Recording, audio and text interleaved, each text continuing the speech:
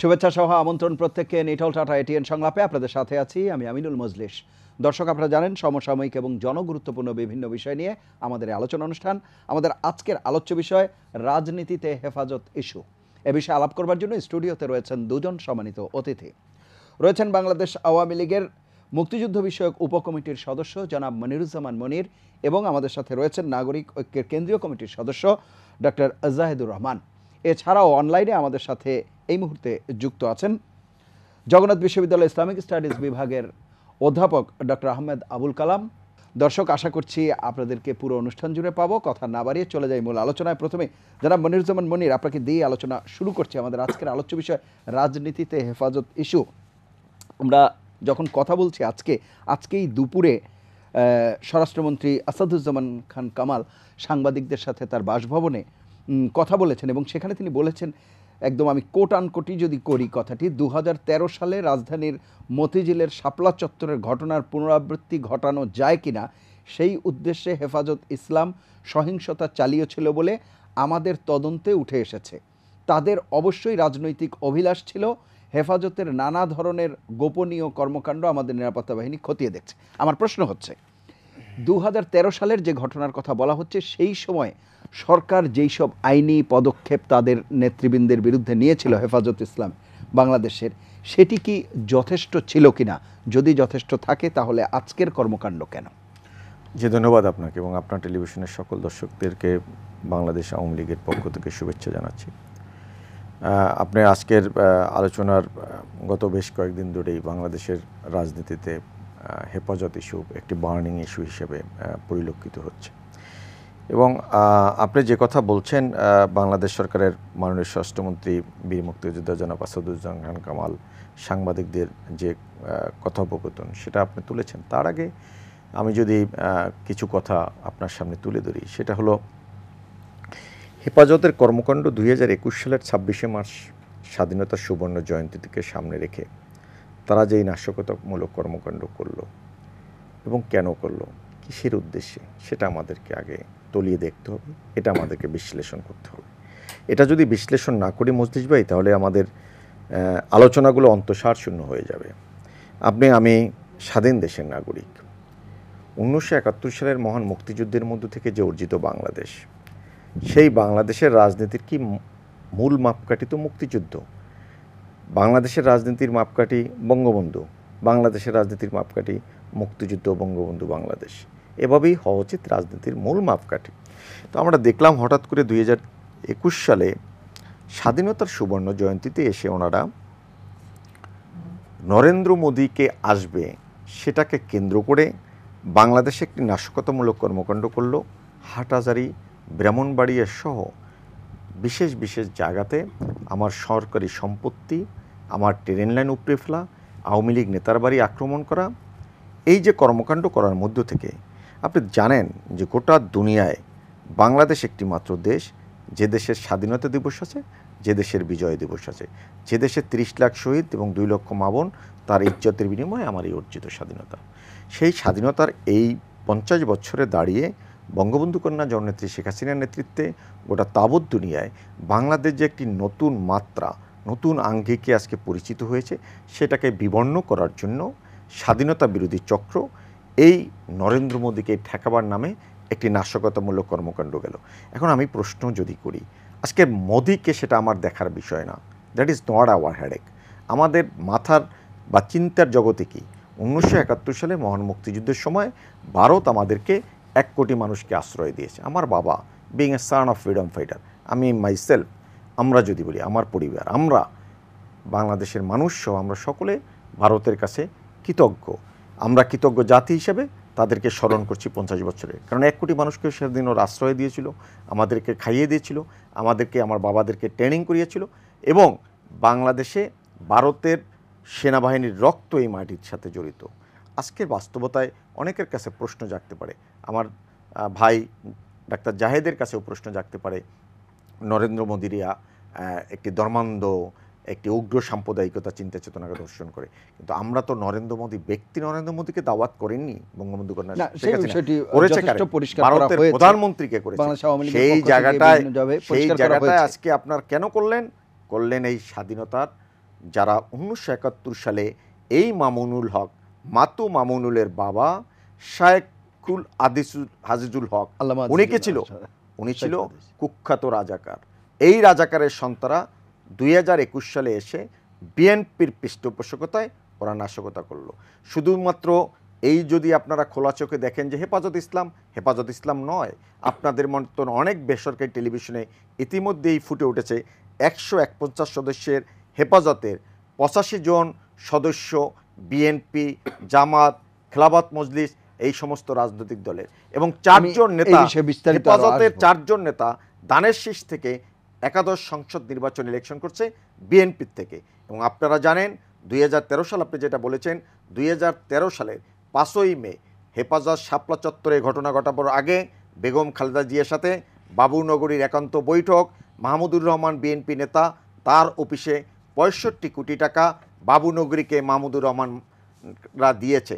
স্বাভাবিক কারণেই আজকের স্বাধীনতার 50 বছরে এসে 75 বঙ্গবন্ধুবিহীন বাংলাদেশে যেমনিভাবে বহুদলীয় গণতন্ত্রের নামে জামাত হেফাজতকে রাজনীতি করার সুযোগ করেছিল জিয়াউর রহমান, সেটা অব্যাহত রেখেছিল এরশাদ, বেগম খালেদা জিয়া 2001 সালে এসে এই স্বাধীনতা বিরোধী নিজামী মুজাহিদে পতাকা দিয়েছিল।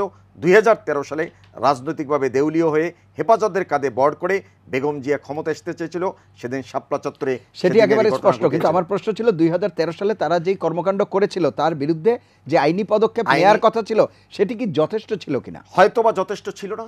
আমি আপনার কথার সাথে একমত পোষণ করেই বলছি, যদি যথেষ্ট হয়ে থাকে তাহলে তো মামুনুল হকরা আজকের এই এই অবস্থা। রকমের অপকর্ম করতে পারে না।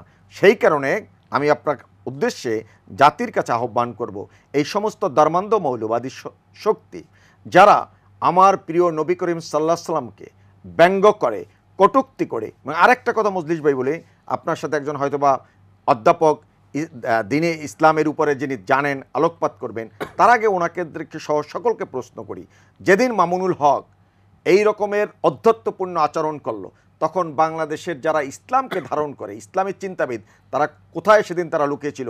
কেন আজকের বঙ্গবন্ধু কন্যা শেখ হাসিনার সরকার গ্রেপ্তার বা আইনের মুখোমুখি আনার পর কেন আজকে মামুনুল হকের এই কটূক্তির বিরুদ্ধে কথা বলছেন? সেদিন কেন তারা কণ্ঠ সোচ্চার করেন নাই? জি, অসংখ্য ধন্যবাদ জনাব জাহিদুর রহমান। আমি আপনার কাছে আসবো। আমি একটু অধ্যাপক ডক্টর আহমেদ আবুল কালামের কাছে শুনে আসি, এরপরে হয়তো আপনার কাছে আসবো। ডক্টর আহমেদ আবুল কালাম, আপনি শুনছিলেন এই যে আমরা বলছি যে রাজনীতিতে হেফাজত ইস্যু, আসলে আজকের যে বাস্তবতা, বৈশ্বিক যে পরিস্থিতি, তাতে তো আসলে এ ধরনের একটি বিষয় নিয়ে আলাপ করবার কথা কতটা বা কতটা আলাপ করা সমীচীন সেটি একটি বিষয়, কেন আলাপ করতে হচ্ছে এটি একটি বিষয়। যেহেতু বৈশ্বিক মহামারী এবং অন্যান্য বিষয়ে আমাদেরকে মনোযোগ দিতে হতো, তারপর সরকার, গণমাধ্যম প্রত্যেককে এখন হেফাজত ইস্যুতে আলাপ করতে হচ্ছে, এটি একটি বিষয়। আরেকটি বিষয় হচ্ছে হেফাজতকে কেন রাজনৈতিক ইস্যুতে হেফাজতকে আলাপ করতে হবে, কারণ বলাই হচ্ছে হেফাজত একটি অরাজনৈতিক সংগঠন। পুরো বিষয়টি যদি একটু মূল্যায়ন করেন। জনাব মনিরুজ্জামান মনিরের একটা বাক্য মানে আমার বাক্য, সেটা হলো সরকার যখন ব্যবস্থা নিল তখন ওলামায়ে কেরাম, ইসলামের লোকজন, 550 জনের বিবৃতি, আলেমদের বিবৃতি, ওলামায়ে বিবৃতি কেন দেখা গেল? আমি আপনাকে সহ বলতে চাই, 28 তারিখের পরে 29 তারিখ আপনি যদি মনিরুজ্জামান, আপনি যদি দেশের খবর রেখে থাকেন, এই আমার চেহারা দেখছেন, আপনি ঠিক 29 তারিখ সময় টিভির নিউজটা 2টোর থেকে শুরু করে সারাটা দিন হয়তো দেখলে এই চেহারাটা দেখছেন কিনা জানি না, যেখানে আমাদের সাধারণ সম্পাদক ওবায়দুল কাদের ছিলেন, হাসান মাহমুদ ছিলেন রহমা মুক্তাদির চৌধুরী, আর মনে হয় এই যে চেহারা এখন যে আপনার সঙ্গে কথা বলতেছি এই মৌলভী সাহেব। আসলে কি বাংলাদেশের দুই ধরনের আলেমই লক্ষ্য করা যায়। এক ধরনের আলেম দেখা যায় খুব উগ্রবাদী, আর এক ধরনের আলেম দেখা যায় যারা এত নরম সরকার পদক্ষেপ নিলে তারপর তারা গা ঝাড়া দিয়ে ওঠেন, সেটা যে নামেই উঠুক বা যেভাবেই উঠুক।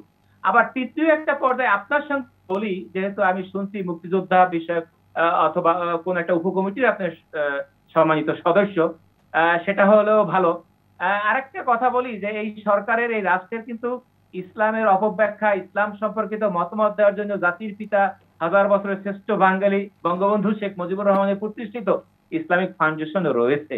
কিন্তু এই ইস্যুতে একটা সরকারের প্রতিষ্ঠান, সেখান থেকে আমরা ইসলামের একটা সঠিক ব্যাখ্যা, কোনো পক্ষের বিপক্ষের দরকার নাই, সেটাও কিন্তু পাই নাই, কোনো ব্যাখ্যাই পাই নাই। সঠিক আর বিঠিক তো পরের কথা। তো আপনি ওই ওলামায়ে কেরাম যারা বেতন পায় না, যারা একটা সরকারি প্রতিষ্ঠানে নাই, মানে সরকারি প্রতিষ্ঠান বলছি যে সরকারের রাজনৈতিক পারপাস সার্ভ করবে তা কিন্তু না, আমি বুঝি, শিক্ষকতা করি, আমি বলতেছি ইসলামের পারপাস সার্ভ করার জন্য যারা বেতন খান, যারা সরকারি পদে রয়েছে, আপনি নিশ্চয়ই বেতন খান না সরকারের, তাদের ভূমিকাটা একটু আপনি আলোকপাত করলে ভালো হতো। ওই নিরীহ আলেমদের কথা বলে আপনি কি বলবেন?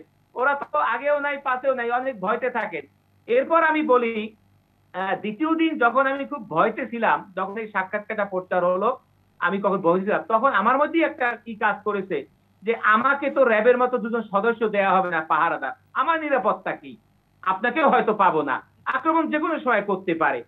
তো সুতরাং মানুষের কিন্তু ভয় থাকে। তারপরও আমরা কিন্তু কিছু লোক, যখন ওই ওই একজন মন্ত্রী বলেন নাই, প্রধানমন্ত্রী বলেন নাই, তারও একদিন দুদিন তিন দিন আগে এই আমি আবুল কালাম বলি। আরেকটা কথা হলো, হেফাজত তারা দাবি করছেন অরাজনৈতিক দল, কিন্তু হাস্যকর ব্যাপার হলো আবার তাদের কি রাজনীতি নিষিদ্ধ করতে হলো? তাহলে কেমন ধরনের অরাজনৈতিক দল যে আবার রাজনীতি নিষিদ্ধ করা হলো? এই কথা, দুটো কথা মিলাইলে আমরা বুঝবো আসলে রাজনৈতিক দল নয়, রাজনীতি করি না, এর আড়ালে তারা কিন্তু রাজনীতি, রাজনীতি বলতে কি বোঝায়? রাজনীতি বলতে যে এরিস্টটলের জনসেবা বোঝায়, আমাদের কোনো আপত্তি ছিল না।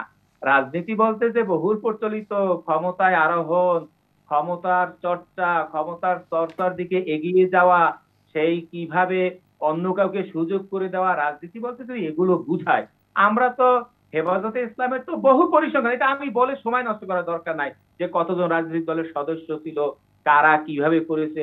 কিছু সংখ্যক সহসর লোকদের ছিল না তা না, কিন্তু যারা রাজনীতি করে, এবং সব লোকই ছিল, শুধু বিএনপি আর জামাত ইসলামী না, আরো অন্যান্য রাজনৈতিক দলের লোকজনও ছিল সেই নেতৃত্ব পর্যায়ে, এবং 151 মধ্যে 85 জনও ছিল। তো সেটা তো বলার অপেক্ষা রাখে না।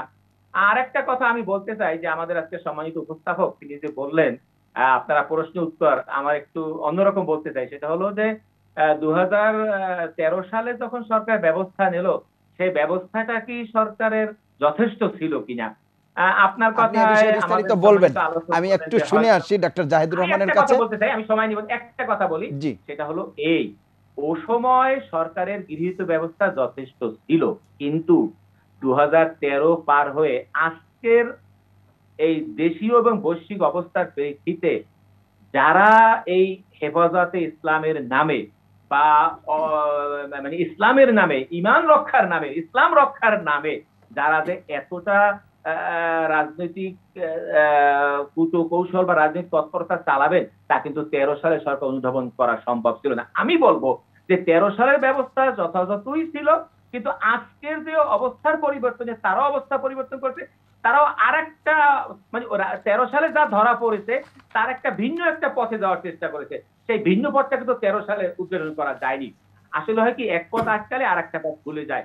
জি জি, আপনি সম্ভবত বলতে যার চাচ্ছেন যে কারণে তখনকার প্রেক্ষাপটে সেই ব্যবস্থা ঠিক ছিল, সেটা এখন ব্যবস্থা যেহেতু ঠিক ছিল, ভিন্ন কিন্তু প্রেক্ষাপট, এখনকার প্রেক্ষাপটে সুতরাং সরকার আবার হয়তো নেওয়া দরকার ভিন্নভাবে ছিল, সেটি আবার মোকাবেলা ব্যবস্থা করবে। করা হয়তো আরেক চরিত্র ধারণ করতে পারে। জি, সেটা আজকে অসংখ্য ধন্যবাদ। আমরা বুঝতে পেরেছি, পরবর্তীতে আবার বলে আপনার না। সাথে আসার চেষ্টা করব, যোগাযোগ করার চেষ্টা করব।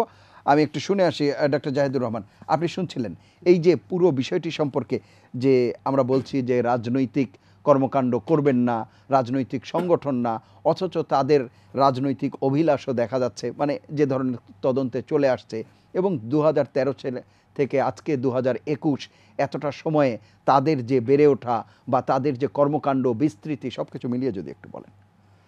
ধন্যবাদ আপনাকে। হেফাজতকে আমরা রাজনৈতিক দল না বলতে পারি, কিন্তু এটা একটা রাজনৈতিক সংগঠন। মুখে যাই বলুক না কেন, এটা একটা রাজনৈতিক সংগঠন, এটা নিয়ে আমার কোনো রকম কোনো দ্বিমত না। একটা ছোট উদাহরণ দেই, তারা বলছেন ধর্মীয় রাজনৈতিক সংগঠন। নিশ্চিতভাবেই এটা, এই ইতিহাস পৃথিবীতে প্রচুর আছে। ওয়েস্ট এক সময় গ্রিন মুভমেন্ট ছিল, তারা প্রথম কার্বন এমিশন কমানো এগুলো নিয়ে কথা বলতে বলতে একটা সময় কিন্তু পলিটিক্যাল পার্টিও হয়ে গেছেন। তারা এটা দেখতে দেখলেন যে তারা প্রচুর মানুষকে একত্র করতে পেরেছেন, তখন তারা ডিসাইড করলেন যে না, এবং রাজনৈতিক দল হওয়ার মধ্যে সমস্যাও নাই। আপনার যদি একটা এজেন্ডা থাকে, আপনি যদি একটা স্টেটকে আপনার মতো করে চালাতে চান, আপনার মতো করে গড়ে তুলতে চান, আপনি রাজনীতি করতে হবে, ক্ষমতায় যেতে হবে। আমি তাদের এটাকে ঠিক ওই পথেই যাওয়া মনে করি। একটা ছোট উদাহরণ দিই, তাহলে বোঝা যাবে যে বর্তমান হেফাজত বলছে তারা হেফাজতে ইসলাম, তারা ইসলামকে হেফাজত করছেন। যারা নরেন্দ্র মোদীর বিরুদ্ধে মুসলমানদের উপরে নানা রকম নৃশংসতা বা অত্যাচারের অভিযোগ এনেছেন, তারা ভ্যালিড অভিযোগ, এটা নন ভ্যালিড না। আচ্ছা, বাংলাদেশে তো এই যে স্বাধীনতা সুবর্ণ জয়ন্তীর অনুষ্ঠানে মাহিন্দ্রা রাজাপাকসে এসেছিলেন। এই ভদ্রলোক শ্রীলঙ্কায়ও মিয়ানমারের মতো বৌদ্ধ ভিক্ষুদের ফতোয়া দিয়ে কোট আনকোট মুসলমানদের উপরে প্রচণ্ড অত্যাচার চলেছে, করোনায় মৃত মুসলমানদের ডেড বডি পোড়ানো হয়েছে শ্রীলঙ্কায়, মুসলমান এবং খ্রিস্টান সবার, এটা নিয়ে প্রচণ্ড অসন্তোষ, ডেড বডি পোড়ানো হয়েছে। আমি হেফাজতকে বলতে চাইছি এই কথাটা কেউ যদি শুনে থাকেন, যারা যদি না জেনে থাকেন। হিজাব নিষিদ্ধ করে প্রাথমিক আইন হয়েছে, ওইটা সংসদে পাশ হলে হিজাব পরা যাবে না শ্রীলঙ্কায়। মহেন্দ্র রাজাপাকসেও তো মুসলমানের যথেষ্ট শত্রু আমরা বলতে পারি, তার বিরুদ্ধে তো তারা কোনো স্টেপ নেয় নাই। সো তাদের মধ্যে একটা সুস্পষ্ট রাজনীতি আছে, এটা আমি ক্লিয়ারলি বলছি। আমি কোন জায়গাটায় আসতে চাই সেটা হচ্ছে এই যে রাজনীতির জন্য আমরা এই রাজনীতিটাকে আসলে হতে দিয়েছি, এই রাজনীতিটাকে বাড়তে দিয়েছি। মনির ভাই বলছেন যে শাইখুল হাদিস আল্লামা আজিজুল হক রাজাকার ছিলেন, তো উনি কি রাজাকার 2006 সালের পর হয়েছেন? রাজাকার হলে 71 সালেই হয়েছেন। সো ওই রাজাকার কোট অ্যান্ড কোট, আমি খুব নিশ্চিতভাবে জানি না, আমি ধরে নিচ্ছি মনির ভাই মুক্তিযুদ্ধ বিষয়ক কমিটির সদস্য, একসময় সম্পাদকও ছিলেন সম্ভবত, সো মনির ভাইয়ের তথ্য আমি নিচ্ছি। তো এই শাইখুল হাদিস আল্লামা আজিজুল হকের সাথে 6 সালে আওয়ামী লীগ 5 দফা একটা চুক্তি করেছে, এবং যদি পড়েন চুক্তিগুলোর মধ্যে দেখবেন বাংলাদেশ তো আমরা এই জন্য স্বাধীন করি নাই, বাংলাদেশ একটা ধর্মরাষ্ট্র বানানো হবে, মোটামুটি আপনি চাইলে আমি পড়ে শোনাতে পারবো পরে, কিন্তু আমি এটুকু জানিয়ে রাখি। এরপর বাম এবং আওয়ামী লীগের কিছু মানুষের অসন্তোষের কাছ থেকে তারপরে ওখান থেকে বেরিয়ে আসা হলো। সো ওই চুক্তি তো তার সাথে করেছিলেন তারা, এই রাজাকারের সাথে, তার কথা মতে। খেয়াল করুন, আমরা খুব অবাক হয়ে দেখি যেটা, সেটা হচ্ছে এই যে 13 সালের যে মামলার কথা আসলো, 13 সালের যে তাণ্ডব, আমরা তো চাক্ষুষ তখন ঢাকায় আছি, দেখেছি কি হয়েছে। জনাব আবুল কালাম একটু আগে অনেক রকম ধর্মগুরু মাওলানাদের সমালোচনা করলেন যে তারা সঠিক কথা বলছেন না। আমি ওনাকে প্রশ্ন করছি, উনি কি সঠিক কথা বলছেন? উনি মনে করছেন 13 সালে যথেষ্ট স্টেপ ছিল। আপনি ইসলামিক স্টাডিজের টিচার, আপনাকে আমি প্রশ্ন করছি, যেই মামলায় 83টা মামলা হয়েছে, পত্রিকায় এসছে 60টা মামলা তদন্ত রিপোর্ট দেয় নাই, এটা কি ইনসাফ?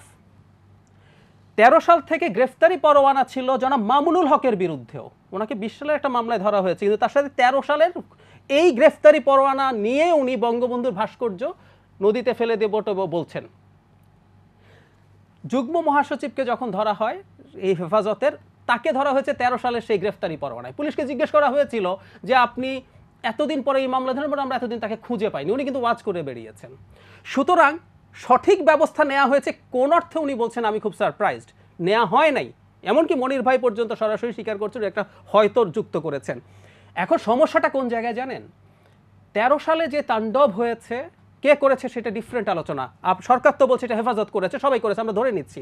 তো তাহলে এই তাণ্ডবের পর যখন একটা স্টেটে 8 বছরে আপনি তদন্ত শেষ করে চার্জশিট দেন নাই, 23টা মামলার মাত্র চার্জশিট দেওয়া হয়েছে 8 বছরে তো উচ্চ আদালত সহ বিচার শেষ হয়ে যাওয়ার কথা ছিল। কিন্তু আমাদের দেশে তো যে বিচার ব্যবস্থা বা যেরকম দীর্ঘসূত্রতার কথা বলি, ইন্টারেস্টিংটা কোন জায়গায়, আপনি বিচার ব্যবস্থার ঘাড়ে একরকম দোষ চাপাতে পারেন যে ওখানে ওটা বিচার বিভাগের ব্যাপার। আমরা যদি ন্যূনতম কনস্টিটিউশনের ধারণা রাখি, তাহলে আমরা জানি আমাদের নিম্ন আদালত এখনো কনস্টিটিউশনালি সরকারের সিরিয়াস প্রভাবে আছে।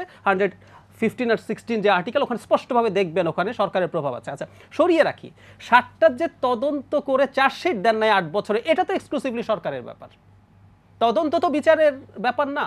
আপনি বললেন তাত্ত্বিকভাবে যে বিচারে গিয়ে 23টা স্লো হয়েছে, আমি কি করব, বিচার বিভাগ ব্লা ব্লা ব্লা। এই যে 60টা 61টার যে তদন্তই আপনি 8 বছরে শেষ করেন নাই কেন? গ্রেফতারি পরোয়ানা মাথায় নিয়ে বাংলাদেশে খুব ছোট ছোট মামলায় গ্রেফতারি পরোয়ানার সাথে সাথে মানুষজন জেলে ঢুকে যায়।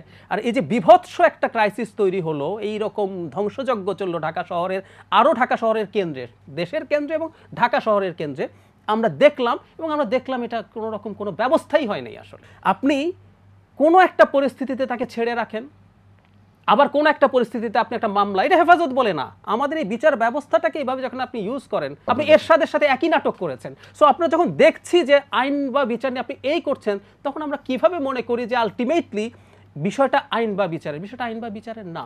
বেশ কিছু প্রসঙ্গ উল্লেখ করেছেন ডক্টর জাহিদুর রহমান, যদি আমি ধরে না বলে আপনি পুরো বিষয়টি নিয়েই যদি একটু বলেন। না, জাহিদের কিছু বিষয়ের সাথে তো আমি সহমত প্রকাশ করছি, যেমন মহিন্দা রাজাপাকসের কথা যেটা বলছে, শুধুমাত্র মহিন্দা রাজাপাকসে কেন, আমরা যারা ইসলামিক রাজনৈতিক দলগুলো এখানে যারা ইসলামকে রক্ষা করার জন্য আমরা বলি রাজনীতি করি, মানে বা মানুষকে সচেতন করতে চাই, তাহলে যদি মানুষকে সচেতন করি, যখন বাংলাদেশে মায়ানমারের জান্তা সরকার আমাদের লাখ লাখ রোহিঙ্গা মুসলমানদেরকে যখন বিতাড়িত করলো, ঘরবাড়ি জ্বালিয়ে দিল, তখন তাদের কণ্ঠ কোথায় ছিল?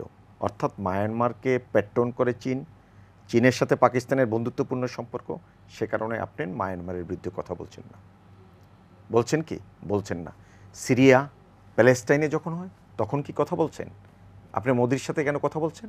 যেহেতু মোদি 1971 সালের মহান মুক্তিযুদ্ধের সময় ভারত আমাদের পাশে দাঁড়িয়েছিল, আপনার মনোজগতে অর্থাৎ এই যে রাজাকারী চিন্তা চেতনা ধর্ষণ ধারণ করেই একটি স্পেসিফিক দেশকে অ্যাটাক করে। জি, কিন্তু এটি ওনারা একেবারে ভুলে যায়, পরিষ্কার। ওনারা ভুলে যায় যে ভারতের মতন জায়গায় আমার কিন্তু 30 কোটির মুসলমান বসবাস করে। আমাদের এগুলো ভুলে গেলে চলবে না। আমার ভাই জাহিদ একটা কথা বলেছে, যথার্থ বলেছে, আমি অস্বীকার করছি না।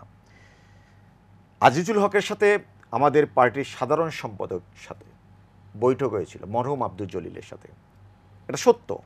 কিন্তু জননেত্রী শেখ হাসিনা সুধা সদনে, সেদিন আমি নিজে উপস্থিত ছিলাম সুধা সদনে, সেদিন অধ্যাপক কবির চৌধুরী, আমার ঢাকা বিশ্ববিদ্যালয়ের শিক্ষক, প্রিয় বাঙালি প্রিয়বাসিনী, মুক্তিযোদ্ধা প্রিয় ফেরদৌসী প্রিয়বাসিনী, রামেন্দ্র মজুমদার, ফেরদৌসী মজুমদার, সাংস্কৃতিক অঙ্গনের সমস্ত মানুষ যখন জননেত্রী শেখ হাসিনার কাছে উপস্থাপন করলেন, এটা একটি মৌলবাদী সংগঠন, এটা একটি নারী বিদ্বেষী সংগঠন, এই সংগঠনের সাথে আওয়ামী লীগের চুক্তি হতে পারে না। জননেত্রী শেখ হাসিনার সাথে সাথে আমাদের আব্দুল জলিল সাহেবকে ডেকে তাৎক্ষণিকভাবে আমাদের সাথে চুক্তি সেদিনই আমরা করে ফেলছি। এখন এটা হয়েছে কি, কেন আজকের হেফাজত বলেন বা এইসব খেলাফত মজলিস বলেন, তাদের সাথে বাংলাদেশের রাজনৈতিক দলগুলোর ঐক্য কেন হচ্ছে? এই জায়গাটা আমি গোড়ায় এই কারণেই মজলিস ভাই বলেছিলাম, বাংলাদেশের 70-এর 7ই ডিসেম্বরের নির্বাচনে জাতির পিতা বঙ্গবন্ধু শেখ মুজিবের ডাকে যখন মানুষ স্বাধীনতাকামী ছিল, তখনও 27% মানুষ এদেশে নৌকার বিরুদ্ধে ভোট দিয়েছিল। 75-এ বঙ্গবন্ধুবিহীন বাংলাদেশে স্বৈরশাসক জিয়া, এরশাদ এবং খালেদা জিয়া তাদেরকে প্যাট্রন করেছে বড় একটি অংশ এই মুসলমানদের, এই যে ধর্মান্ধ মৌলবাদী উগ্রপন্থায় নিয়ে গেছে। তাদেরকে ভোট ম্যানেজ করার জন্য কখনো কখনো রাজনৈতিক দলগুলা হয়তোবা তাদের সাথে আপোষরূপ হয়ে যায়। এটা যায় কেন? আপনি যদি বৃহৎ অর্থে আদর্শিক জায়গাকে সাকসেসফুলি দেশটাকে লিড করতে চান, তখন তার দরকার। হেফাজতের সাথে অনেকেই কথা বলেন যে হেফাজতের সাথে সরকার কেন বৈঠক করছে বা কওমি মাদ্রাসা কেন স্বীকৃতি দিচ্ছে।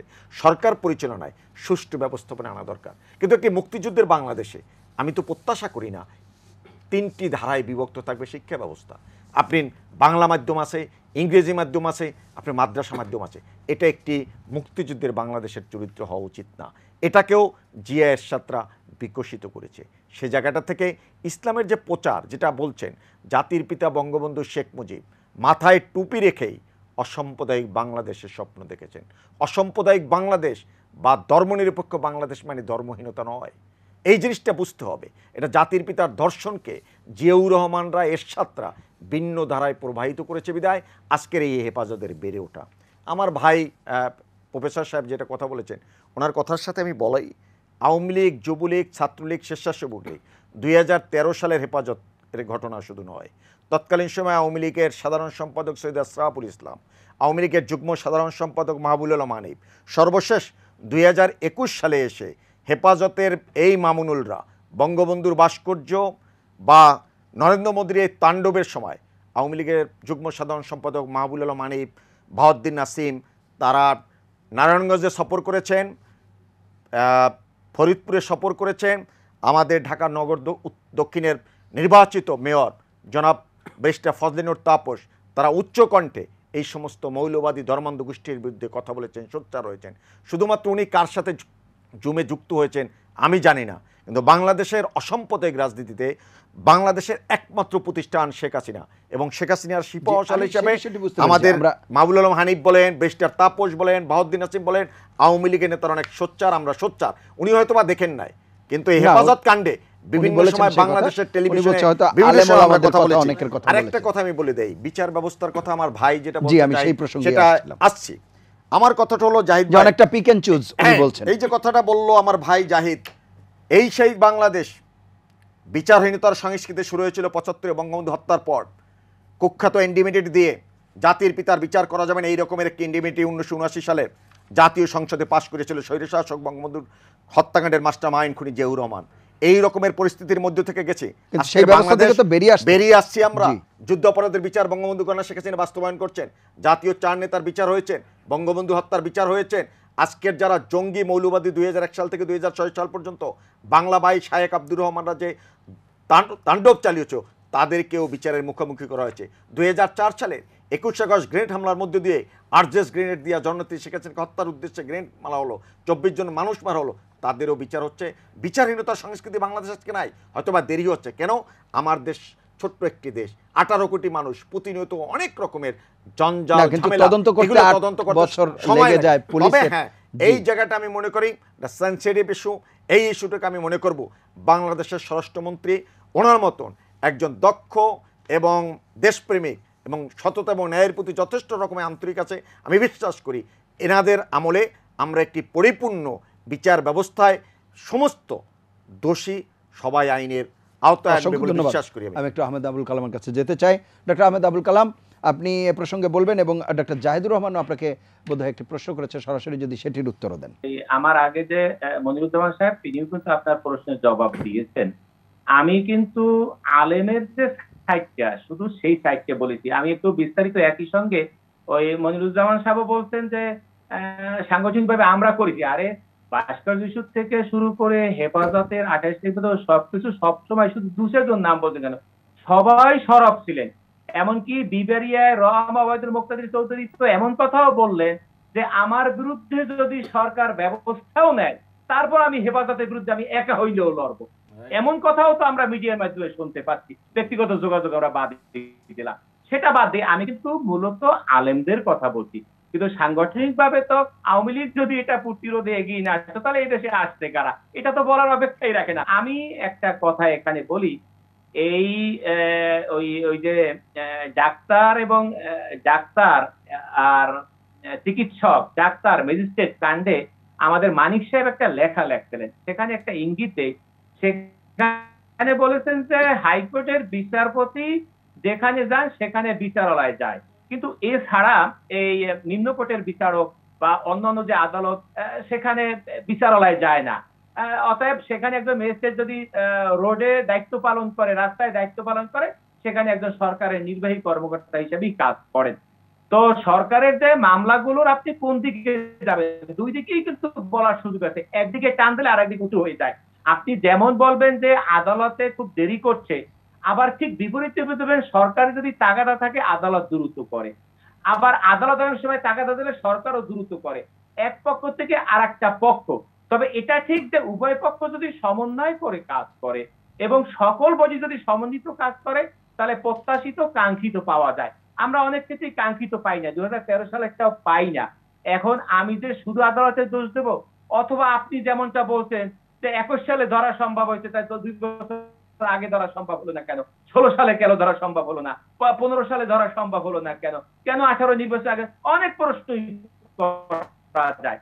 তো আসলে তো হলো একটা সরকার তো বৃহত্তর পরিসরে কাজ করে, সেখানে সকল অঙ্গ মিলাইয়া একটা সুসংগঠিত পরিকল্পিত কাজ করতে হয়, যেটা আমি মনে করি শিক্ষক হিসাবে। তো সেই ক্ষেত্রেই যখন একদিকের চাহিদা থাকে, তখন আর একদিকে করা যায়, মানে সেই প্রবল আগ্রহটাকে তাদেরকে দিয়ে বাস্তবায়ন করা সম্ভব হয়। সেটা আদালত অনেক সময় সরকারকে চাপ দিতে পারে, আর এই নিম্ন আদালতের ক্ষেত্রে যেটা সরকারও তাদের কার্যক্রম ক্ষেত্রে দ্রুত করার ক্ষেত্রে তাদের তদন্ত, তাদের কারণ একটা পুলিশ তদন্ত সবাই জড়িত আদালতের সঙ্গে। আমরা অনেক বিচারকের সঙ্গে অধ্যাপক আহমেদ আবুল কালাম, আমি আসবো আবার আপনার কাছে। কাজ করা সম্ভব হয়ে গেছে না। জি, ডক্টর জাহিদুর রহমান, আপনি বিস্তারিত বলতে চেয়েছিলেন আইনি বিষয়টি। আচ্ছা, আমি আইনি বিষয়টায় ঢোকার আগে মনির ভাই যা যা বলেছেন এখানকার কয়েকটা কথা খুব দ্রুত একটু জবাব দিয়ে দিতে চাই। বিচারহীনতার সংস্কৃতি, প্রথম কথা হচ্ছে এখনকার কোনো বিচারহীনতার জবাবে আপনি অতীতের কোনো বিচারহীনতা কথা বলাটা আসলে এই যুক্তিকে মানে স্ট্রেংথেন করে না। এটা লজিক্যাল ফ্যালাসি, এটা স্ট্রম্যান ফ্যালাসি। আর 75-এর পরেই বিচারহীনতা শুরু হয়েছে, এই আলোচনা ঢুকলে অনেক ঢুকে যায়। ধরুন আমাদের খুব সিগনিফিক্যান্ট প্রথম বিচার বহির্ভূত হত্যাকাণ্ডের কথা আমরা বলি যে সিরাজ শিকদার, সেটার কি বিচার হয়েছে? আমি ওইদিকে যাচ্ছি না, কিন্তু বাংলা ভাই শায়েক আব্দুর রহমানের কথা বললেন বিচার করেছেন, না, এই বিচারটা বিএনপি করেছে, বিএনপির সময় হয়েছে এবং ফাঁসিটা কার্যকর হয়েছে সে তত্ত্বাবধায়ক সরকারের সময়। আচ্ছা, যতগুলো উদাহরণ উনি দিয়েছেন বিচারের, দেখবেন ঘটনাচক্রে প্রতিটা বিচার বর্তমান শাসক দলের সর্বোচ্চ পর্যায়ের সাথে রিলেটেড জায়গাগুলোতে, অন্য অনেক জায়গায় মানে ব্যাপারটা এখন বাংলাদেশের বিচার ওই যে বলছি পিক অ্যান্ড চুজ, খুব গুরুত্বপূর্ণ কেউ কি আছেন, আবার কোনো একটা হত্যাকাণ্ডের সাথে যদি খুব গুরুত্বপূর্ণ টপও না, মানে ধরেন ক্ষমতাসীন দলের খুব গুরুত্বপূর্ণ কেউ থাকে, তারও দেখবেন আপনি বিচার আর হচ্ছে না। নারায়ণগঞ্জে ত্বকী হত্যার কি বিচার হয়েছে? এত শোরগোল, এত মানুষ, এতজন মিলে আমরা কথা বললাম। মনির ভাই যে কিছু বুদ্ধিজীবীদের কথা বলেন, যারা মাননীয় প্রধানমন্ত্রীকে গিয়ে ওই সময় চাপ দিয়েছেন, বলেছেন, সেই বুদ্ধিজীবীদের বহুজন ত্বকী হত্যার পক্ষে কথা বলেনি, মানে বিচারের পক্ষে। হয় নাই তো বিচার। আবার দেখবেন কোনো কোনো একটা হচ্ছে যেটার সাথে খুব পাওয়ারফুল কেউ আবার নাই। নুসরাত হত্যা বিচার হয়েছে, খুব দ্রুত হয়েছে, কারণ ওর মধ্যে পাওয়ারফুল কেউ জড়িত না। তার মানে ব্যাপারটা হচ্ছে জনাব কালাম যেটা বলছেন যে পরিকল্পিত, হ্যাঁ আমি আসলে এটাকে পরিকল্পিত মনে করি। কেন পরিকল্পিত সেই প্রসঙ্গটাতেই ইনফ্যাক্ট একটু পরে আসছে। তবে সাংগঠনিক ব্যাপার নিয়ে আমার একটা কথা খুব গুরুত্বপূর্ণ। ওনারা দুজনই একমত হলেন যে আওয়ামী লীগকে এই জিনিসটা সাংগঠনিকভাবে মানে মোকাবেলা করতে হবে। আমি এটার খুব শক্ত দ্বিমত করি। আমি ব্যক্তিগতভাবে মনে করি যে হেফাজতের যে ঘটনা পরবর্তী দিনগুলোতে ঘটলো, এটার একটা বড় কারণ ছিল আওয়ামী লীগ সাংগঠনিকভাবে এটাতে যাওয়া। খেয়াল করুন, প্রথম 26 তারিখে যে বাইতুল মোকাররমে আসলো, আমার কথা হচ্ছে দেশে যদি কোনো আইন শৃঙ্খলা পরিস্থিতি হয়, সরকার পুলিশ নামাবে, পুলিশ দিয়ে যদি না হয় বিডিআর নামাবে, বিজিবি, যদি না হয় মিলিটারি নামাতে পারে। আইন শৃঙ্খলা রক্ষা করবে সরকার, সরকার দায়িত্বে আছে, তার জন্য সে যে কোনো কিছু করতে পারে। আমি ধরছি ওখানে ছাত্রলীগ যুবলীগ কেন? যুগলীগের জনাব নিখিল পরের দিন হরতালে বলেছে মাঠে থেকে পিটিয়ে হরতাল বন্ধ করতে হবে, অন রেকর্ড বলেছেন একটা সভায়, এবং সব জাতীয় পত্রিকায় সেই খবরগুলো এসছে। ব্রাহ্মণবাড়িয়া ওবায়দুল মুক্তাদির সাহেব মিছিল করেছেন, সেই মিছিল থেকে হামলা হয়েছে মাদ্রাসায়, সেটার প্রথম অস্বীকার করেছেন, পরে প্রথম আলো জিজ্ঞেস করেছে, আমাদের কাছে ফুটেজ আছে, পরে বলছেন না পেছন থেকে কেউ একজন করেছে, বলতেই পারেন। তো তাহলে সাংগঠনিকভাবে আসলে এগুলো করাটা এই জিনিসটাকে আরো জটিল করেছে। আচ্ছা, এখন ওনারা করছেন, তাও মানলাম। ওনাদের খুব গুরুত্বপূর্ণ মন্ত্রী এখন বা আগেও ছিলেন, হাটহাজারিতে গিয়ে দিনের পর দিন বসে থাকেন নাই? ওনাদের বহু গুরুত্বপূর্ণ নেতা গিয়ে ওই দোয়া নিয়ে কাজ করেন নাই? সরকারের বড় আমলা যায় নাই? সো এই যে এই সংগঠনকে উনিও, মনির ভাইও বারবার বলছেন জিয়া এরশাদ 13 সালের পর থেকে হেফাজতকে সরকার যে পরিমাণ ছাড় দিয়েছে, সেটা হেফাজত ইনফ্যাক্ট এর আগেও নয়, ওদের প্রাথমিক অস্তিত্ব তারা দেখায়। সুতরাং ওই যে নারী সম্পত্তি বিষয়, তারপর থেকে তো এই সব ঘটনাই সরকারের আমলে ঘটলো। তারা বলছে এটা করো, সরকার করছে। সরকার একটা পর্যায়ে বলে ফেলছে বাংলাদেশ মদিনা সনদ অনুযায়ী চলবে। তারপর আপনি তাকে সরকারকে লিস্ট দিচ্ছেন যে এই কবিতা রাখা যাবে, এই কবিতা। মজাটা দেখেন, আপনি তার কারিকুলাম নিয়ে কথা বলতে পারছেন না, তার পরীক্ষা নিয়ে কথা বলতে পারছেন না, কিন্তু উনি ডিসাইড করছে যে তোমার এটা কিন্তু চেঞ্জ করতে হবে, অ্যান্ড ইউ ডিড ইট। আপনি বলছেন এই ভাস্কর্য রাখা যাবে না হাইকোর্টে, আপনি রাখেন নাই। সো আপনি সব কথা তো শুনলেন। দাওরায়ে হাদিস নিয়ে ভাইয়া কথা তুলুন, আমি এটা একটা কথা বলতেই চাই। দাওরায়ে হাদিস বা এদেরকে সমাজের মেইন স্ট্রিম বা রাষ্ট্রীয় স্বীকৃতির আওতায় আনতে হবে, এটা আমি মনে করি। এত লক্ষ ছাত্রকে এটা সম্ভব না দূরে রাখা। শুরুতে কথা হচ্ছে আপনি স্টেটের কাছ থেকে আপনি স্বীকৃতি চাচ্ছেন, কিন্তু আপনি কি স্টেটের কোনো সুপারভিশন আছে? কোনো সুপারভিশন নেই। আমরা অনেকে জানলে অবাক হব, ওখানে একসাথে একটা দাওরায়ে হাদিস ডিগ্রি দেওয়া হয় যেটা মাস্টার্সের সমান। এর আগে কেউ যদি ঝরে পড়ে তার কিন্তু কোনো ডিগ্রি নেই। সো এই যে ব্যাপার, ওখানে কি পড়ানো হচ্ছে, কি থাকবে না থাকবে, স্টেটকে কথা বলতে দিতে হবে।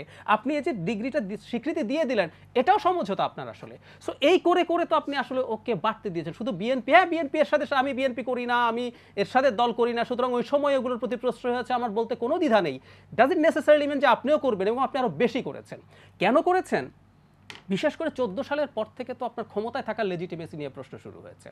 সো আপনি দেখলেন আপনাকে তো এখন আর নির্বাচন দিয়ে ফেলা যাবে না, তো আপনাকে কি হতে পারে যে কোনো অভ্যুত্থান, কোনো মানুষ যদি একত্র হয়ে যায়, তারা আপনাকে ঝামেলায় ফেলতে পারে। তো সমাজের কিন্তু আমরা মানি না মানি, অনেক মানুষ তাদেরকে সমর্থন না করলেও তাদের একটা ভালো মতো একটা অর্গানাইজড ফোর্স, তারা চাইলে কয়েক লাখ মানুষকে, এক ধরনের রেজিমেন্টেড, কিন্তু ওরা যদি চায় একসাথে কয়েক লাখ মানুষ একত্র করতে পারে। শাপলা চত্বরে তাদের সেই শক্তিটা দেখিয়েছিল। এই ভীতিটার কারণে সরকার মনে করলো তার সাথে কম্প্রোমাইজ করি, তাকে আমরা রাখি, এবং রাখলে যেটা হবে তার জন্য আখেরে ভালো হবে। এবং কি ভালো হবে শেষ সেগমেন্টে বলছে, আমি এই প্রসঙ্গে আপনার ওই বিচারের ব্যাপারটা, বিচারের ওই অংশটুকু বলে শেষ করি। সেটা হচ্ছে 30 সেকেন্ড। আপনি যে পিক অ্যান্ড চুজ করছেন, তো আসলে কারণ হলো আপনি আদতে বিচার শেষ করেন না। আপনি কি জানেন বিএনপি যে আগুনের ঘটনা ঘটেছিল 13-14 সালে, আপনি বলছেন বিএনপি করেছে, এত মানুষ পুড়ে মারা গেল, আপনি বলছেন যে এই বোমা হামলার বিচার হয়েছে, ওটার বিচার হয়েছে, এই যে এত মানুষ, 100, 100, 150, 200 মানুষ পুড়ে মারা গেল, একটা মামলারও যে বিচার হয়নি, আপনি কি জানেন? নিম্ন আদালতে বিচার হয়নি।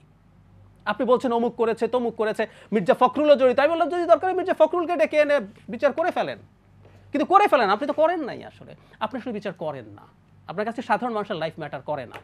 জনাব মনিরুজ্জামান মনির, বেশ কিছু প্রসঙ্গ আছে, আমি আপনার কাছে আসবো এই প্রসঙ্গ নিয়ে, কিন্তু আমি ডক্টর আহমেদ আবুল কালামের কাছ থেকে একটু শুনে আসি। এখানে খুব গুরুত্বপূর্ণ একটি বিষয়ে অবতারণা করেছেন ডক্টর জাহেদুর রহমান। বলছিলেন এই যে মাদ্রাসা শিক্ষার বিষয়ে আমরা নানা রকম কথা বলছি, এর মধ্যে একটি বিষয় বলা হচ্ছে যে এত বড় অংশের শিক্ষার্থী যারা, তাদেরকে তো আসলে মূলধারার বাইরে রাখার সুযোগ নাই, সেই ক্ষেত্রে স্বীকৃতির একটি বিষয় থাকেই। সেটি যেমন সত্য, পাশাপাশি তাদের সুপারভিশনের বিষয়টিও এসছে।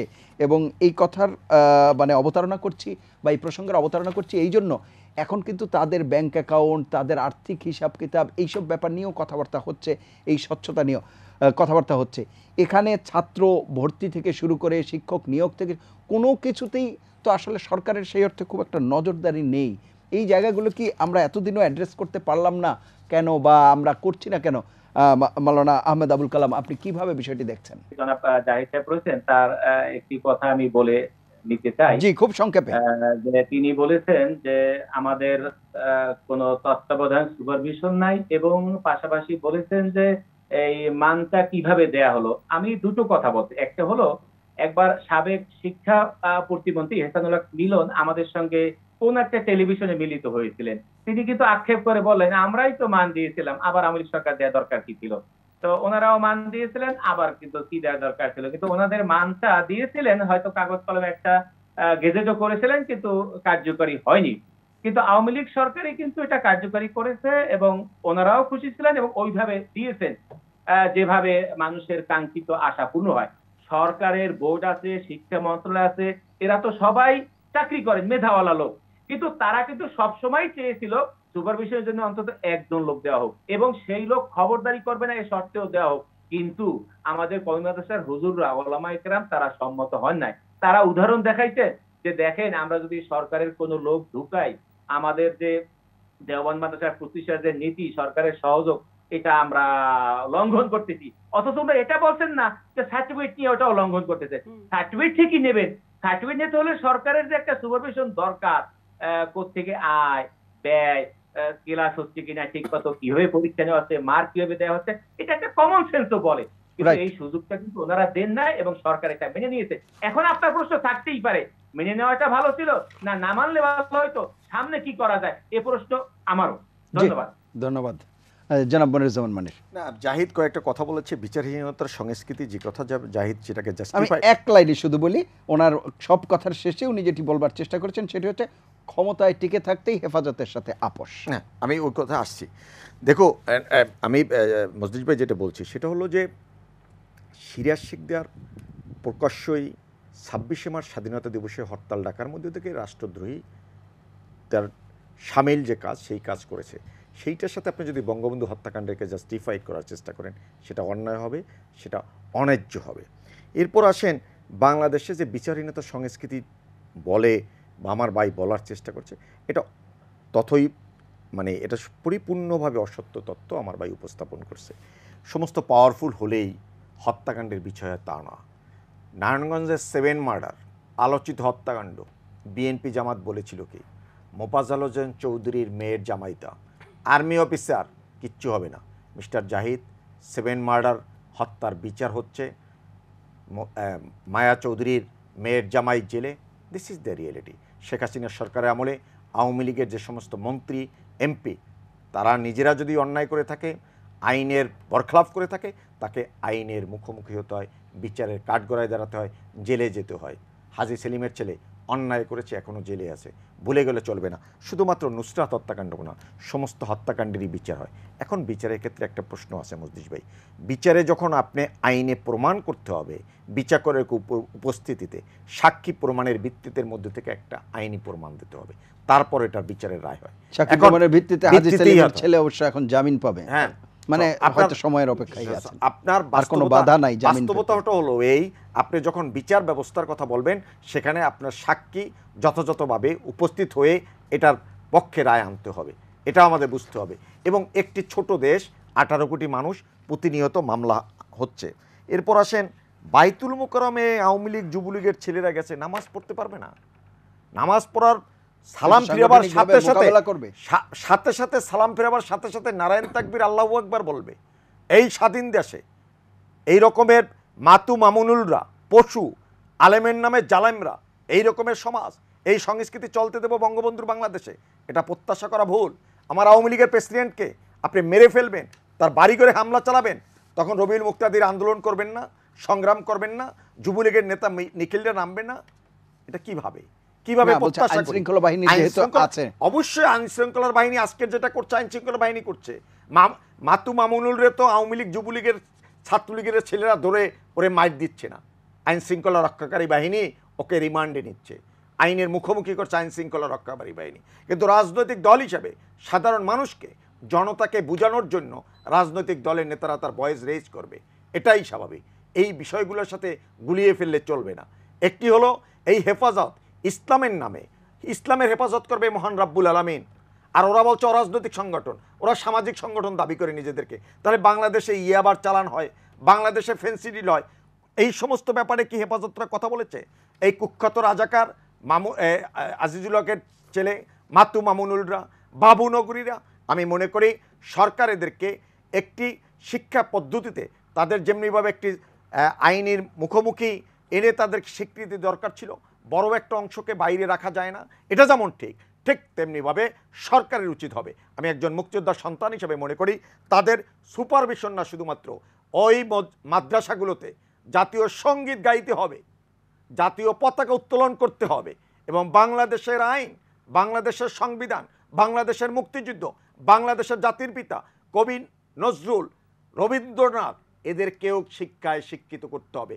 অর্থাৎ সাংস্কৃতিক চিন্তা চেতনার মধ্য থেকে বেড়ে উঠতে হবে। এবং এই জায়গায় মাতু মামুনুলরা যে বলাৎকার করে, এই সমস্ত সকল জালেমরা, তাদেরকে আইনের মুখোমুখি করতে হবে। বাংলাদেশে মুক্তিযুদ্ধের অসাম্প্রদায়িক বাংলাদেশ, বঙ্গবন্ধুর বাংলাদেশ আমরা নতুন করে বিনির্মাণ করব জননেত্রী শেখ হাসিনার নেতৃত্বে। অসংখ্য ধন্যবাদ। আমি ডক্টর জাহিদুর রহমানের কাছে যাব। জি ফাইন, আমি এই হেফাজতকে নিয়ে রাজনীতির কারণটায় আসছি। তার আগে মনির ভাই 2-3টা প্রশ্নে একটু ইয়ে করে দিই। তার আগে ডক্টর কালাম সাহেব স্যার যেটা বলেছেন সেটা খুবই ইম্পর্টেন্ট। উনি খুব ক্লিয়ারলি জানিয়ে দিয়েছেন যে ওনারা সরকার থেকে চেষ্টা হয়েছে এবং কোনো চেষ্টার কোনো সাড়া তারা দেয়নি, তারা তাদের সার্টিফিকেটের স্বীকৃতি ঠিকই দিয়েছে, কিন্তু তাদের মতো করে সব সুপারভিশনের আওতায় আসেনি। সুতরাং এইটাই কিন্তু ওই অর্থে যে আপনি স্টেট তার কাছে ইয়ে করলেন, মাথা নত করলেন। আমি এখন 2-3টা জিনিস একটু বলতে চাই। সেটা হলো সিরাজ শিকদার কি করেছে। মানে আমরা যে এই এপ্রিল মাসে আমরা স্বাধীনতার ঘোষণাপত্র দিয়েছিলাম না, আমরা মানবিক মর্যাদা একটা কথা বলি। মানবিক মর্যাদা আমাদের অনেক দর্শক হয়তো জানেন না, এটা আমি একটু বলতে চাই। এটা হচ্ছে ইউনিভার্সাল ডিক্লারেশন অফ হিউম্যান রাইটসে একটা কথা বলা হয় যে আপনি শুধু মানুষ, আপনার ধর্ম, বর্ণ, লিঙ্গ, ইকোনমিক ক্লাস কোনো কিছু বাদ দিয়ে আপনার কতগুলো রাইট আপনি এন্টাইটেল করেন। সো সিরাজ শিকদার না, আরও ভয়ঙ্কর কোনো অপরাধীও যদি হয়, সে যদি অন্যায় খুনের শিকার হয়, তার বিচার পাওয়ার অধিকার কিন্তু এই মূল জায়গা থেকে দূরে সরে যাচ্ছে। না, আমি আসছি। এই রাষ্ট্রের যিনি স্বাধীনতা সংগ্রামের মূল নেতৃত্ব দিয়েছেন, তার যেমন বিচার পাওয়ার অধিকার আছে, তারও আছে। এই দুটো কিন্তু একই সাংবিধানিকভাবে, একদম একই। নির্মমতা 75-এ আপনি বলছেন রাষ্ট্রের মহানায়ক জাতির পিতা বঙ্গবন্ধু শেখ মুজিব, দেশের সাধারণ মানুষ বিচার পায়, কিন্তু জাতির পিতা বিচার করা যাবে না, এই রকমের ইন্ডিপেন্ডেন্ট অর্ডিন্যান্স আমি জাহিদ, এটা কোনোভাবেই সমর্থনযোগ্য না। আমরা বেড়ে উঠছি একদম না। আমি তোকি হত্যার বিচার চাচ্ছি না, আমিও সাধারণ মানুষ হিসেবে সকল বিচার চাই। ওই ইনডেমনিটির পক্ষ আমি এটা করছি না, শোক দিবসে যারা মিথ্যা জন্মদিন পালন করে এই রকমের সংস্কৃতিও বাংলাদেশে আমি ওগুলোকে কন্ডেম করছি। আচ্ছা, 7 মার্ডারের ব্যাপারে খুব ইন্টারেস্টিং তথ্য আছে। এই কথাগুলো আনাতে কিন্তু খুব সুন্দর কথা বেরিয়েছে। 7 মার্ডার হওয়ার পর না, আসামিরা গ্রেফতার হচ্ছিল না, তখন হাইকোর্ট তাদেরকে গ্রেফতার করার আদেশ দিয়েছিল এবং এটা নিয়ে সরকারের সর্বোচ্চ মহল কিন্তু খুবই ক্ষোভ জানিয়েছিল। আমি জাস্ট ছোট ছোট করে কয়েকটা জিনিস টাচ করে যাই। হাজি সেলিমের ছেলেকে নিয়ে যা হচ্ছে, দেখুন একটা মামলায় উনি জামিন পেতে পারেন, এটা যদি রাইট হয় উনি পাক, কিন্তু মজাটা হচ্ছে ওনার বিরুদ্ধে এই একটা মামলায় টিকে আছে, যেটা একজন নৌবাহিনীর অফিসারকে পিটিয়েছিলেন বলে। উনি রাস্তায় না জাহিদকে পিটিয়ে দিলে এইসব মামলা টামলা হতো না। কিন্তু মজার ব্যাপার, তার বাসায় গিয়ে আমাদের র্যাবের অতি আলোচিত ম্যাজিস্ট্রেট মিস্টার সারোয়ার আলম ওখানে অস্ত্র পেয়েছেন, ওখানে মাদক পেয়েছেন এবং এরকম 2টা মামলা হয়েছিল। সেই 2টা মামলার তদন্তে বলা হচ্ছে এগুলো তার বাসায় নাকি কেউ শত্রুতা করে, আমি পড়ে কনফিডেন্টলি বলছি, শত্রুতা করে দিয়ে এসছে তার ভাবমূর্তি ক্ষুণ্ণ করার জন্য। এবং ওই 2টা মামলা আর হয়নি। না, এটা সাবজুডিস না, একটু ভুল করছেন। ওটা চার্জশিট, ওটাকেও খালাস দিয়ে ওটা রিপোর্ট দিয়ে দেয়, ওটা সাবজুডিস, এর বিচারই হচ্ছে না। আচ্ছা, এবার জামিন পাচ্ছেন উনি, যেটা জামিন পাচ্ছেন একটা মামলায়, সেটা হচ্ছে ওই রাস্তার ঘটনাটা। বাকি 2টা মামলা এখন আর নাই। ওই দুটো মামলা হাওয়া, এটা সাবজুডিস না, এটা মামলা হচ্ছে না। আচ্ছা, এবার আপনাকে একটু বলি এই রাজনীতিটা কেন। আমি রুয়ান্ডার পল কাগামের কথা বলতে চাই। রুয়ান্ডার প্রেসিডেন্ট 25 বছর ক্ষমতায় আছেন। উনি 13-14 সালে 93-94 সালে রুয়ান্ডাতে ভয়ঙ্কর গৃহযুদ্ধ হয় এবং 10 লাখ লোক মারা যায় 3 মাসের মধ্যে, সবচেয়ে ফাস্ট হওয়া জেনোসাইড ওইটা। তো উনি ক্ষমতায় আসার পর এখন আর ক্ষমতা ছাড়ছেন না। উনি কি বলছেন জানেন? আমি যদি ক্ষমতায় ছাড়ি, উনি 99% ভোট পেয়েছেন এই গত নির্বাচনে। আচ্ছা, আমি যদি ক্ষমতা ছাড়ি, তবে একটা ব্যাপার আছে, রুয়ান্ডা কিন্তু করাপশন অনেক কন্ট্রোল করেছে, কিন্তু উনি বয়ান তৈরি করছেন আমি যদি ক্ষমতা ছাড়ি আবার হুটু টুটসিদের মধ্যে ঝামেলা লেগে যাবে। সো উনি যেভাবে ক্ষমতায় থাকছেন, একটা ন্যারেটিভ তৈরি করতে হয়। আপনি যখন ক্ষমতায় মানুষের ম্যান্ডেট ছাড়া থাকবেন, আপনার ন্যারেটিভ লাগবে। এখানে ন্যারেটিভটা কি হচ্ছে?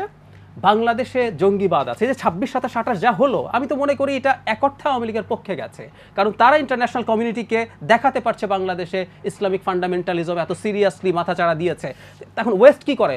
ডেমোক্রেসির কথা বলে, হিউম্যান রাইটসের কথা বলে, ফ্রিডম অফ এক্সপ্রেশনের কথা বলে, কিন্তু যখন আরও এত বড় সমস্যা এসে হাজির হয়, 9/11-এর পর তো ওয়েস্ট এটা দেখলে একটু ভয় পায়, আচ্ছা ঠিক আছে বাবা, তুমি কিছু করার দরকার না, তুমি এদেরকে সামলাও। এবং আওয়ামী লীগ এই জিনিসটা দেশের মানুষকেও দেখাতে চায় যে আমি এটা করতে পারি। এবং যেহেতু এইখানকার দলের কিছু দল যেহেতু বিএনপির সাথে জোটে আছে, সে বলতে পারে দেখো ওরা কিন্তু ওদের সাথে আছে। সো ওয়েস্টকেও তারা এভাবেই ন্যারেটিভটা তৈরি করার চেষ্টা করছে, এইভাবে তাকে ক্ষমতা। অসংখ্য ধন্যবাদ। আসলে এত সরলীকরণ করবার সুযোগ আছে কিনা? সহজ সরল সমীকরণ। জি জি জি, আমার ভাই যেটা আপনি বলছে 30 সেকেন্ডে শেষ করতে হবে। নির্বাচনের কথা যেটা বলছে, 2014 নির্বাচনে আমি আর সেই বিএনপি বিষয়ে- নির্বাচনে আসেনি, জি। প্রতিহত করতে চেয়েছিল, পারেনি। 2018 সালে এসেছে, রাজনৈতিকভাবে দেশের মানুষ বিএনপির সাথে নাই মিস্টার জাহিদ, সে কারণে আজকে রাজনৈতিক দেউলিয়াপনায় ভুগছে বিদায় হেফাজতের কাঁধে বর করে ক্ষমতা আসতে চায়। অসংখ্য ধন্যবাদ আপনাদের তিনজনকে অনুষ্ঠানে অংশ নেওয়ার জন্য। প্রিয় দর্শক, এই ছিল আজকের নিটল টাটা এটিএন সংলাপ।